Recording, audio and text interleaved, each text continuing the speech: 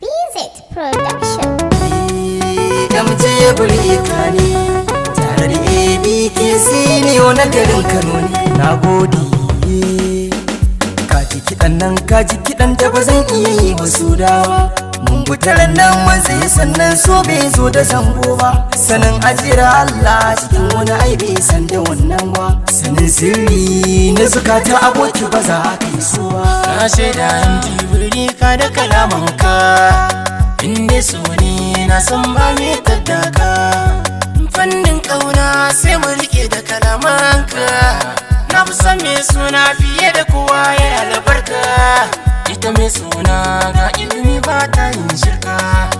Halin ta yasa na je gurin ta MJ Burika. Ra'ayi riga ku bar ni masanyin keta. Tunda dai na nutso san ta zan so ganta.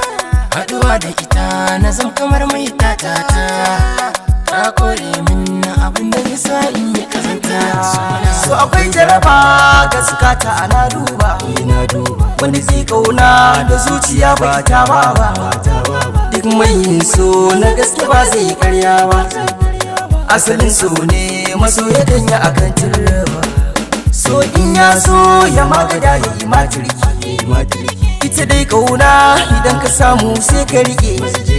Ma'ajin kauna na shaida a zuci yake. In kai dace masoyiya to sai ka rike aboki. Haɗuwar mu da ita shine yasa na bar garari. In na zo na kusa da ita ta kan ƙarin nazari.